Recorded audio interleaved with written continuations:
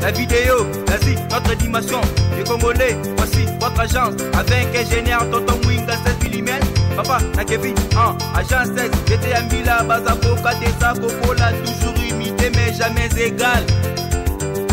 16 mm. 16 mm. 16 mm.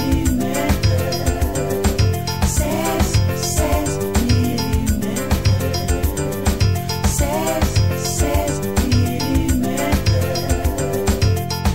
Réalisation, clip vidéo, théâtre et cinéma, publicité, documentaire, magazine, reportage mariage, reportage d'aide et émission.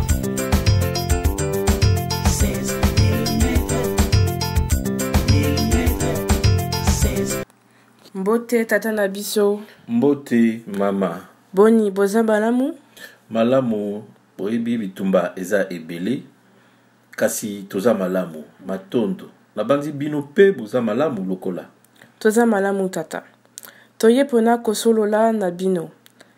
Motuna na biso ya liboso eza oyo ya koyeba tobo yebisa biso nani wana Jésus pona bino una monde. Matondo mama. Boyebi makambo oyo ebanda kala. Makambo oyo ya kolobaka Jésus boyeto Jésus ba o babanda makambo ango bakomo yebana sikoyo. Pona monde Jésus aza star, c'est-à-dire étoile oyo ba chrétien bazanango elikia. Bango moko baloba qu'il est l'étoile brillante du matin, l'étoile du berger. C'est leur guide vers le royaume de Dieu. Biso siko na émission moko tosala mama toloba que Dieu owana ezalaka Europe. Donc soki ye aza étoile brillante du matin, aza guide na monde oya bango ba missionnaire.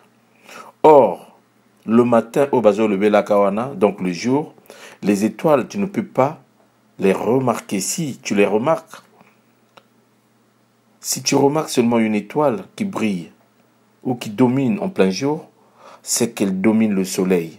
Bien que le soleil aza astre oyope babengaka étoile, mais astre oya makasi. Tout simplement, c'est parce que le soleil qui éclaire le jour. C'est le soleil qui brille pour tout le monde. Ce soleil domine donc sur l'étoile. Donc Jésus a koki ko dominer moïté. Oui, na bandi que par rapport na o bango moko baloba que aza l'étoile du jour. Auto bandi que étoile wana koki ko dominer ki ata moki moïté. Et nous les bayindo, nous reflétons image oyo ya moi, ya soleil. Le soleil indique et exprime les bayindo. Bien que soleil en science, il est dit que le soleil c'est une étoile aussi. C'est l'étoile la plus proche de la terre. Yango na bomoni que bango moko ba chrétien baloba ki il est l'étoile brillante du matin, l'étoile du berger. Berger, c'est-à-dire c'est une personne chargée de guider et de prendre soin des troupeaux, des moutons. Donc berger, yé niye mutu oyo aza lokola aza guide ya ba meme. Or ba meme balobaka te. Ba meme bango sikoyo bazaka lokola balandaka oyo guide na bango alobaka. Ce qui fait que berger en fait aza liboso et il conduit en fait ses moutons et sika oyo alingi là où il veut. Mais non, bakotisa na kibomoto, bakotisa et pas batou. Esprit oyo ba meme owana, bato bakoma na ba kaka. So ba yoki ka kombo ya Jésus, bango moko tu wana bakomi bakangami siko bakomo yoka kaka bakokolo bakali sosuté. Yango wana omonaka siko ba question ezalaka te na ba assemblée to na ba église na bango wana okoko poser question et pas berger te to et pas oyo aza guide na yote. Ba question ezalaka te. Ezaka kande pasteur mutuaza berger soki alobi il faut ba meme bandima to ba oyo bazolanda kai bandima kaka oyo azoloba. Donc Jésus aza sikoyo guide yaba berger, azali sauveur na bango. Mais Jésus aza sauveur ya monde quand même. Oui, pour na bango. Soki Jésus aza sauveur ya monde. Mais sauveur ya monde o nini bazo lobelaka. Aza sauveur ya monde na bango to na monde esika pe biso toza. Mpo aza na couleur oyo ya bango. Suki na bizaleli na bango, culture na bango. Jésus azali oyo ba missionnaire bango moko ba yebi ba memela biso siko moi solo oyo wana oyo ya Jésus bango moko bakela. Po Jésus mama bakela ye. Na yango wana na kombo oyo bakela ya Jésus ekoma kolesa bango ezopesa bango oyo baza nango mposa episi bango paradis oyo balobelaka. Paradis oyo wana mama eza oyo ya bango. Tango bazolobaka ke tokokendaka paradis eza oyo ya bango mabongisi. Oyo ya bango moko bayebi. Kasi biso tokokendaka na paradis oyo ya ba Jésus te. Parce que tango bokomonaka tango mosusu bokokendaka siko na paradis oyo wana. Eliki ezalaka nini? Pote na ba oyo babengi ba musulman bango bokomonaka tango bako salaka oyo ya bango mabongisi. Bako luka kaka bakende na oyo ya bango paradis. Pote na paradis oyo wana bango batie elikia na bakoko oyo baza lolenge bala kosalela makambo na bakoko oyo ya bango baza na couleur to na langi na bango bayebi ke baza na kuna. Siko biso tango tokokenda na paradis oyo ya ba Jésus bakoko na biso baza wapi? Est-ce que toza na couleur oyo ya Jésus balakisa biso mama? Donc makambo oyo ezaka pasini makambo oyo omoni ya mabe eza mingi pote biso bayindo toza na kati ya ignorance. Siko ignorance wana na bandela kalikambo mbala ebele ignorance wana eyaka koboma makambo ebele. Ignorance wana eboma bomoto na biso. Na yango wana tokoma kaka kotalaka oyo ya bato misusu. Tango bakobwa kaka oyo bakolakisaka biso tokowela. Yango wana tokoma na biso kaka kolokotaka oyo bango babwa kaka. Siko bakoma kozwa biso lokola bato oyo baza na bango kaka na monde moko ya enfer. Bango bakoma lokola bato oyo baza na monde ya paradis. Donc na esprit na bango baza na paradis na bango oyo ya bango. Biso na esprit na bango batia biso lokola bato oyo bafandaka na enfer. Botala bino moka boko monaka.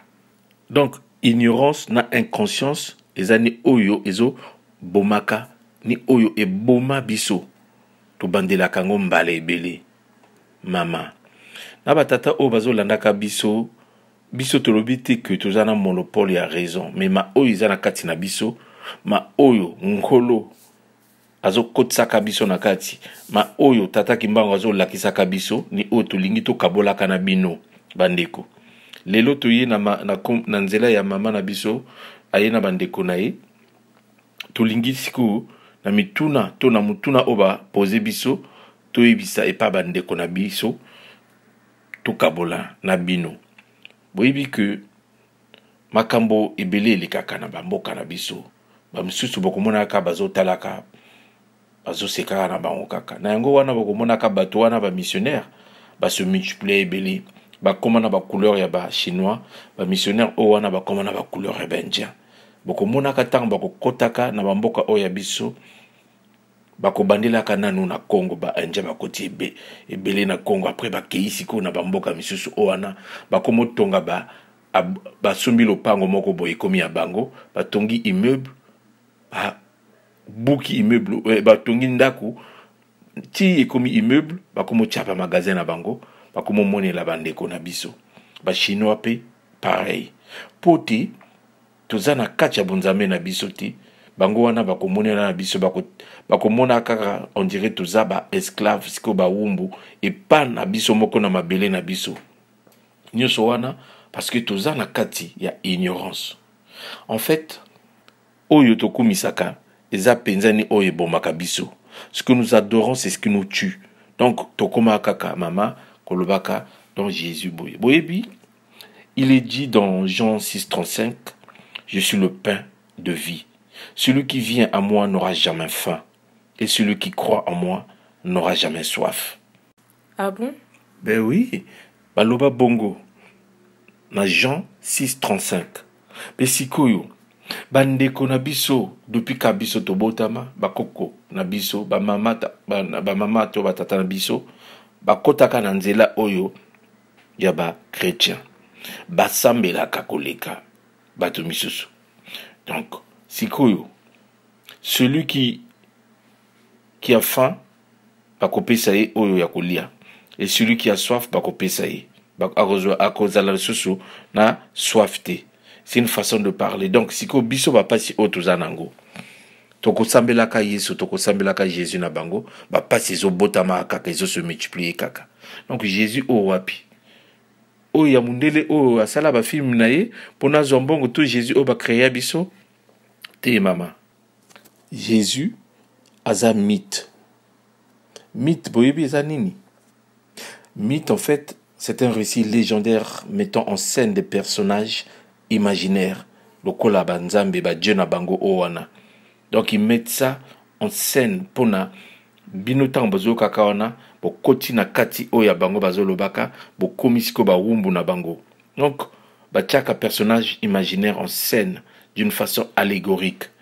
Donc biso to koma kaka lokola to koma ko komisa o bango moko ba créa. Donc Jésus a zaneka mythe. Mais pourtant, beaucoup de Noirs partout dans le monde croient en lui. Oui, mais je peux aussi dire pourquoi les Bayindo meurent de faim, maman, et ont mal à avoir de quoi boire. Bokomona na bambo kanabiso ta kolia pamba, isa pasi kozwa oya kolia mama pasi. Alors que les Bayindo croient énormément en lui, comme vous le dites. Chaque famille de Bayindo a Jésus en elle. Mais sikoyo, bokomonaka Jésus oyo, ba desina bato oyo, basala bazana bango ba acteur bandako, ya ba ndeko na biso, ya ba mama na biso, bandako oyo wana bomoni ke bacha elongi ya Jésus oyo, bayebi ata origine te. Nzoka tango bozo kusambelaka bozui photo oyo wana ya Jésus bokotiaka na ndako, bozo s'agenouiller que devant photo oyo wana, elika na bino eza pona bozwa. Kasi photo owana ekoki ko pesa kabino te oko boko linga kapote. Photo owana eza nango photo ya acteur. Elikia pona kozwa oyo bolingi eza na kati na bino. Elikia owana ni oyo bocha en pause. Elikia wana ni oyo bobwakisa. Elikia oyo bozoluka to espoir eza na kati ya tata kimbango. Donc Jésus aza pona monde étoile d'Entolobi to star ya monde kasi pona biso to yebi que oya biso oyo akoki ko pesaka lumière po biso tozala bato ya solo eza tata kimbango. Vous dites que c'est un mythe pour vous ou pour le monde? Oui, on dit bien que c'est un mythe pona biso, c'est-à-dire pour nous c'est un mythe parce que tolobi bien que un mythe est un récit légendaire mettant en scène des personnages imaginaires. Donc, azane kaka mythe, ba kotisa biso ko kotisa eloko wana na motu. Pote bango moko ba missionnaire ba yebi oyo wana kasi biso totiaka elikia na oyo to yebite. Non maman, il n'est vraiment pas pour nous parce que s'il était pour nous avec toutes les prières que nos mamans donnent envers lui, bah ndeko na biso ebele on n'en serait pas là aujourd'hui na bapasi oyo. Il est le chemin, soi-disant, la vérité, soi-disant, et la vie, soi-disant, pour na ba missionnaire, pour na Dieu. Or, Dieu tolobaka eza Europe. Europe, siko boko monaka Europe eza ba missionnaire oyo bango nyoso, o bobenga ba mindele bakenda na bamboka oyo ya Amérique, bango owana, ba za oyo ba utipika na kati ya Europe wana. Na ba oyo baza na Amérique latine, Amérique du Nord ou Amérique du Sud, bango owana bobenga ba mindele, biso to benga bango ba missionnaire baza kaka ba européen. Donc bango owana iza sikoyo chemin na bango. Donc tolobi que na Jean 14:6 bango moko ba lobi qu'il est le chemin, la vérité et la vie pour na bango. Et si c'est par lui qu'il faut passer pour aller au Père, alors qui nous donne d'abord la vie. Pote biso tozala lisusu na vie o wana te. Apesa biso vie oyo pote ba mama na biso bakoma kosambela tongo ti butu kaka na kombo oyo ya Jésus na bango. Donc apesa biso vie, biso pe tozala batu lokola bango. Que nous puissions vivre de façon digne. Or, jusqu'à aujourd'hui, c'est pas le cas. Maman na biso. Si Jésus n'est pas pour nous, alors il ne peut pas nous servir comme ses enfants. Ben oui, je pense, parce que pour tes balobi, baromoko, il ne sert que ses brebis et les guides. C'est pourquoi Jésus dit lui-même, dans Matthieu, je crois, 15-24, je n'ai été envoyé qu'aux brebis perdues de la maison d'Israël. Donc, yemoko, exacté que moutomosu soit lobby, yemoko a lobby que je n'ai été envoyé qu'aux brebis perdues de la maison d'Israël. Que, oana, envoyé que aux brebis perdues de la maison d'Israël. Que wana est l'axi, conjonction de subordination. Oana vozomona. Donc, talaka bino moko mama. Abaxi lisusu, on ne peut pas donner le pain des enfants aux petits chiens. Wana to bandela kango izama kasi tango tozotala wana to lobi. Ah! Alobi akoko pesa lipa. Tobilia ya banate et pas ba mboa. Métaphore wana binomoko bozotala boyoka pour comprendre kaka. Maintenant, Israël, beaucoup de monde en a Israël wana, la langue parlée est hébreu. C'est dans cet état d'Israël où la population est majoritairement juive au monde. Kasi, dans l'alphabet hébreu, lettre J est zalakate. Sikoyo, tango boko bengaka Jésus, vous faites appel à qui? Molimo o wapi boko bengaka. Puis bozo bengaka Jésus. Bon moni que Jésus wana eza kombo ya ba romain. Bango o wana bazalaka bato oyo bazalaka na mboka oyo ya ba hébreu. Bango bazalaka ko konzaka bato o wana kuna. Donc ba kotsa ba kombo na bango o wana na kati kuna. Donc tant ba ki ba sali makambo oyo tant ba zongi na bamboka na bango na romain bana oya ba romain ba keli makambo o wana po ba dominer mokili yango na ba kotisa na Jésus o basala ba kotisa biloko ebele po bino tango bozo lobaka Jésus bozo pesaka makasi to énergie na bino et pas na bango et pas bana ba romain. Donc en fait vous ne priez que ce que vous ignorez. Po te bango ba créer Jésus o wana po ba lalisa batu po batu bazala kaka tango bayoki kombo ya Jésus bakomi au garde à vue bakomi ko banga bakomi lokola kaka se soki kombo wana ezate toko zalaka lisusu na elikia te toko zalaka lisusu bana oyo ya Dieu te nzokande Dieu eza oyo ya bango moko Jésus oyo ya bango moko. En fait ils ont eu cette idée juste pour nous dominer et ils représentent cette idée en image plus concrète et parlante. C'est ce qu'on appelle allégorie. Alors ces gens prient un être imaginaire. Oui, je pense. Parce que beaucoup de monde ils représentent cette idée de Jésus en image plus concrète et parlante. Comme de l'obisikoyo. Eza o babengaka allégorie. Or, allégorie, eza mo o yaba grec ilingo lobakaka allos, autre et parler. D'où on parle d'une chose en suggérant autre chose. Sikoyo bango, tango bakolobelaka Jésus, bayebi nini wana bazolobelaka to bandeli susu kasi bayindo bayebi na bango te. Maman, c'est pour ça il faut kaka sikoyo tozala na oya biso moko. Parce que tango tokobelelaka oya biso moko, tokozalaka makasi pe biso. Bango babelelaka oya bango, yango wana ba memi yango partout. Vous allez remarquer que ba chinois siko bango bazalaka pe bato o bazalaka coloniser et pas ba missionnaire.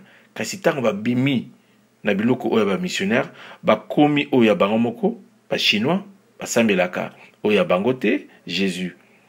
Donc une partie très minime peut-être bazaba chrétien mais basambelaka oya bango moko.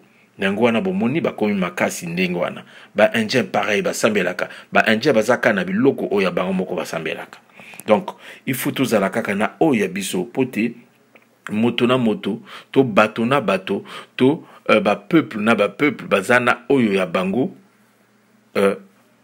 tokoko benga nkolo to monde moko boye ya création owana ezana couleur na biso, c'est-à-dire nkolo aza moko sikoyo bankolo mike mike baza parce que tolingaka te biso bana tata kimbangu to utilisaka mot Dieu pote Dieu eza Europe, donc loba kakato tozana ba koko na biso, donc koko na biso ya yambo owana azana couleur na biso, couleur oyo ya koko na biso owana eza couleur oyo ya nkolo, basuki oyo ya koko na biso eza basuki oyo ya nkolo, donc langi oyo azanango eza oyo ya nkolo, donc biso toki soki tozana ba couleur oyo tozanango lelo langi oyo tozanango c'est parce que koko na biso ya yambo ye muto aza oyo awute pa nkolo azana couleur oyo wana nkolo apesi ye na basuki oyo wana, donc tango boko kimaka oyo ya bino basuki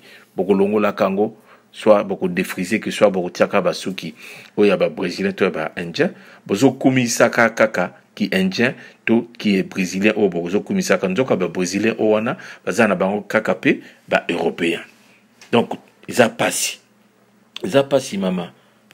Mais il est dit que Jésus est mort sur la croix et il est allé au ciel.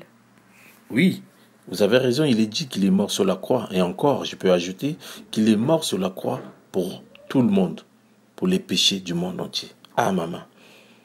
Et puis ce qui a kendaki, il est mort sur la croix pour tout le monde.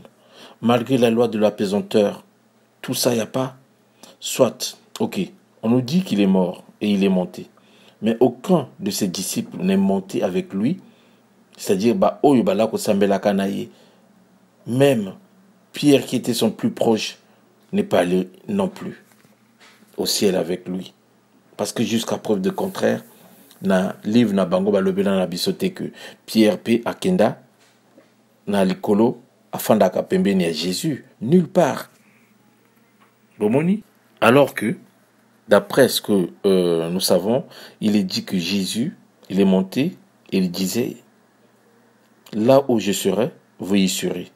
Et ses apôtres ou ses disciples, en aucun lieu exprimant leur vécu ou leur enlèvement par Jésus qui est allé auprès de son Père.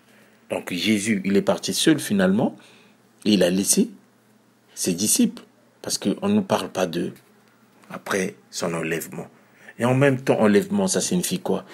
Quand on dit qu'on a enlevé quelqu'un, c'est comme, ça peut être considéré comme un crime. Parce que nous, dans notre entendement, aujourd'hui, à moins qu'on nous dise qu'avant, on enlevait les gens comme ça. Mais ce qui va lobby que va enlever Motu, et comme il le considère comme un crime. Vous êtes d'accord avec moi? Donc, c'est tant que lobby que, ah non, bah quoi qu'on enlevé Batou, aujourd'hui, ça va enlever Motu. Motu, on a quoi la rechercher, parce qu'à salir le col crime. Mais, comme tout ça, on a biso kaka, bah ignorant, comment on a bino kaka bato oyo baza inconscient ba ignorant bon comment ko ndima kaka nyoso o ba ko yibisaka bino sikoyo. Comment vous les bayindo pouvez-vous espérer en ces paroles du moment où ceux qui traitaient avec lui, c'est-à-dire ceux qui étaient ses disciples, ses apôtres, ceux qui étaient chaque jour avec lui, n'y sont pas partis avec lui? Vous allez voir cela. Jésus les a nourris d'espoir. Aloba na bango nini. Et là, Loba n'a pas qu'il y a plusieurs demeures dans la maison de mon père. Si cela n'était pas, je vous l'aurais dit. Et ça, dans Jean 14, 2.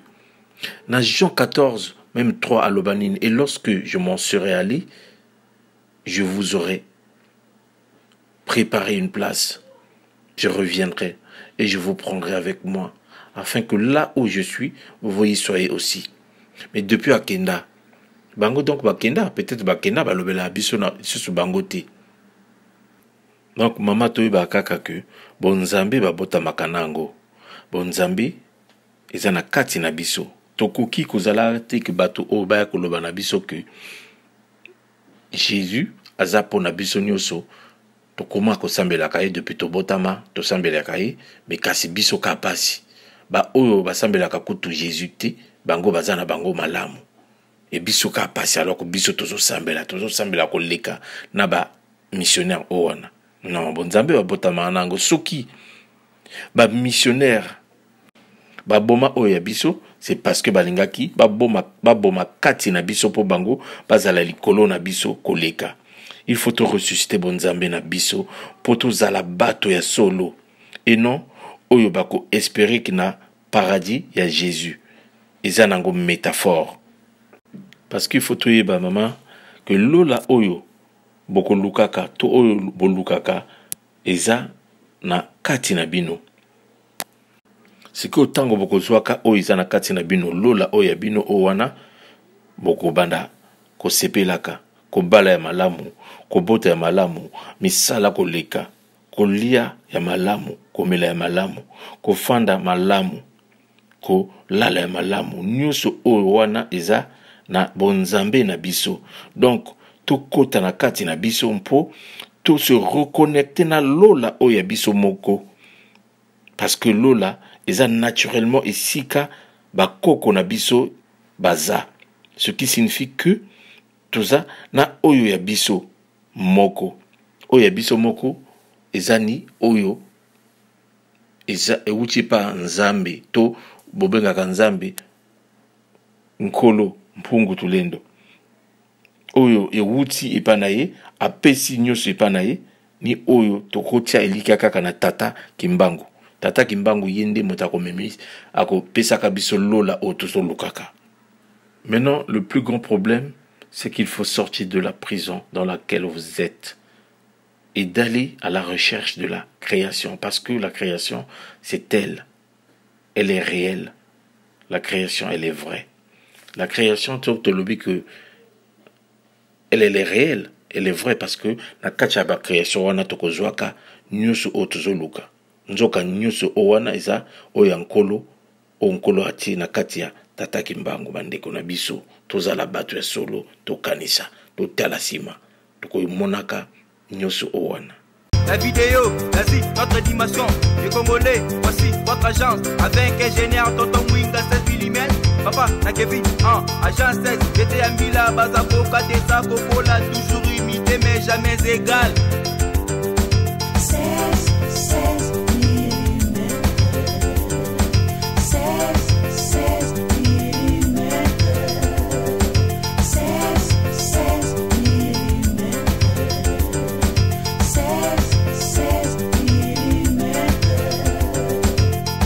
Réalisation, clip vidéo, théâtre et cinéma, publicité,